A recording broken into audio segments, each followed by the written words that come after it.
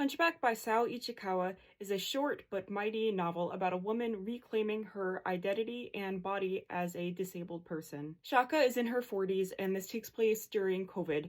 She was born with a congenital disorder, and that has required her to live in a care home outside of Tokyo, to use an electric wheelchair and a ventilator. She has myotubular myopathy, and that makes her muscles incapable of growing or maintaining themselves or aging. Shaka also has a lot of interesting hobbies. She writes very explicit fiction on WordPress and posts her unfiltered thoughts to Twitter. She also takes online courses, and she feels this is really the only way she can connect with society. Her identity as a student is very important to her due to how limited she feels. This book raises such interesting commentary about disability, specifically for a disabled woman who has financial security, but also lives in Japan. This novel touches on Japan's refusal to acknowledge disabled individuals' needs. There was also a section in here that I thought was really interesting, especially in a book talk space, where it talked about the ableism behind a physical book purist, or anyone who thinks less of people who listen to audiobooks or read ebooks. Now, the way Shaka goes about reclaiming her identity as a woman, as a